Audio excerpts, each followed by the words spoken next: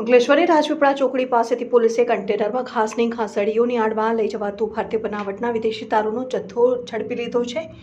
ભરૂચ જિલ્લાના અંકલેશ્વર ખાતેની રાજપીપળા ચોકડી નજીકથી પોલીસે કન્ટેનરમાં ઘાસની ઘાસડીઓની આડમાં લઈ જવાતું ભારતીય બનાવટના વિદેશી દારૂનો જથ્થો ઝડપી લીધો હતો। ભરૂચ જિલ્લામાં ઉચ્ચ અધિકારીઓ તરફથી દારૂ જુગારની ગેરકાયદેસર પ્રવૃત્તિઓ અટકાવવા અસરકારક કામગીરી કરવા જિલ્લાના પોલીસ વિભાગને સૂચના આપેલ તેના અનુસંધાને અંકલેશ્વર શહેર બી ડિવિઝન પોલીસની ટીમ પોલીસ સ્ટેશન વિસ્તારમાં પેટ્રોલિંગમાં હતી। તે દરમિયાન મળેલ બાતમીના આધારે પોલીસે રાજપીપળા ચોકડી પાસે સુરતથી ભરૂચ તરફના રોડ ઉપરથી એક કન્ટેનરમાં ઘાસની ઘાસડીઓની આડમાં લઈ જવાતો ભારતીય બનાવટના વિદેશી દારૂનો જથ્થો ઝડપી લીધો હતો।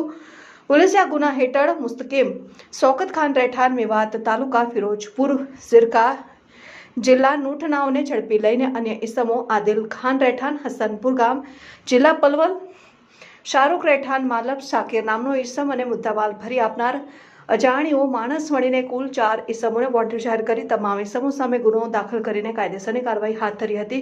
પોલીસે આ ગુના હેઠળ ભારતીય બનાવટના વિદેશી દારૂનો ₹24,78,970નો જથ્થો કન્ટેનર કિંમત ₹10 લાખ, એક મોબાઈલ ફોન કિંમત ₹5,000, ઘાસની 94 નંગ ઘાસડીઓ કિંમત ₹18,800 અને કન્ટેનરના રજીસ્ટ્રેશનના તથા અન્ય કાગળો મળી કુલ ₹35,02,760નો મુદ્દામાલ કબજે કર્યો હતો।